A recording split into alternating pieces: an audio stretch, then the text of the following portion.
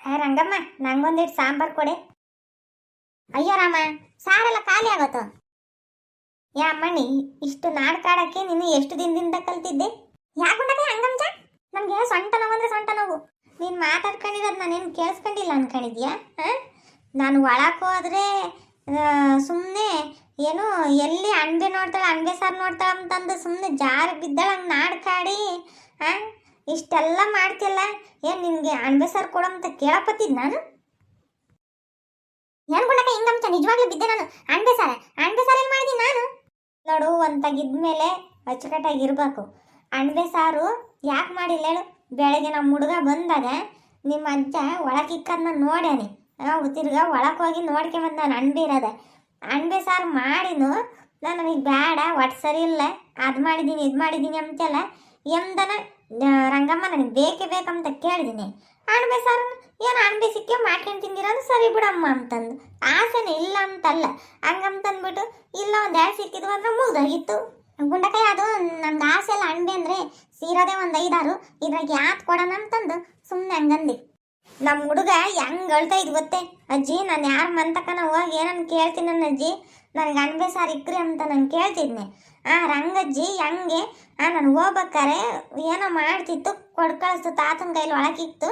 ಆಮೇಲೆ ನಾನೇ ಕಣ್ಣಾರೆ ನೋಡಿದ್ದೀನಿ ಅಣಬೆ ಯೋಸಂದಿದ್ವು. ನೋಡಿರೆ ನನಗೆ ಹೊಟ್ಟೆ ಸರಿ ಇಲ್ಲ, ನುಗ್ಗೆ ಸೊಪ್ಪಿನ ಸಾರು ಬೇಡ, ಮತ್ತೀಗ ಯಾತು ಬೆಳಕಾಳು ಹಾಕಿ ಆತ ಮಸ್ಕಾಯಿ ಮಾಡ್ತೀನಿ ಹಂಗೆ ಹಿಂಗೆ ಅಂತ ಯಾತ ಅಂತ ಕಣಜಿ. ನಾನು ಇನ್ಮೇಲೆ ಯಾರ ಮಂತಕ್ಕೂ ಹೋಗಲ್ಲ ಹಂಗೆ ಹಿಂಗೆ ಅಂತ ಹೇಳ್ತೈತ ಹುಡುಗ. ನಾನು ನೋಡಿಲ್ಲ ಅನ್ಕಂಡೆ, ಅದ್ರಾಗೂ ನಾನು ನೋಡಿದ್ದೀನಿ. ನಾನು ನೋಡಿದ್ರೆ ಅಷ್ಟೆಲ್ಲನ ಏನು ವಾಸನೆ ಬರ್ತೈತೆ ನೋಡೋಣ ಬಾಯಿ ಬಿಡ್ತಾಳೆ ಇಲ್ಲ ಅಂತ ನೋಡಿದ್ರೆ ಕೊನೆಗೂ ಬಾಯಿ ಬಿಡಲಿಲ್ವಲ್ಲ. ಹೊರಕ್ಕೆ ಹೋಗಿ ನಿನ್ಕೊಂಡ್ರಿ ಹೆಂಗೆ ನಾಡ್ಕಾಡಿದ್ದಮ್ತಂದು ಅನ್ಕೊಂಚಲ್ಲ. ಇನ್ನು ಅಲ್ಲ ಮನೆ ಇಷ್ಟು ನಾಡ್ಕಾಡ್ಸಲ್ಲ, ಇನ್ನು ಯೋಸ್ ನಾಡ್ಕಾಡ್ಸಮ್ಮ ಹಿಂಗೇನಿ. ರಂಗಜ್ಜ, ಇನ್ನು ಎಷ್ಟೊತ್ತ ಊಟ ಇಕ್ಕೊಂಡು ಬಾ. ಒಂದೆರಡು ಅಣಬೆ ಹಾಕೊಂಡು ಜಾಸ್ತಿ ಹಾಕೆ ಬಾ. ನೀನೇ ಎಲ್ಲ ತಿಂದಿಯ ಕುಕೊಂಡು ಎಲ್ಲೋದ್ಲ ಏನೋ. ಗುಂಡಜ್ಜಿ, ನೀನ್ ಯಾವಾಗ ಬಂದಿ? ಇವಜ್ಜ ಇನ್ನೇನು ಹೇಳ್ತಾನು? ಅಲ್ಲನ್ವಂತಜ್ಜ ಹೊಟ್ಟೆ ಸಿತೈತೆ ಅನ್ನು? ಹೊಟ್ಟೆ ಸಿತೈತೆ.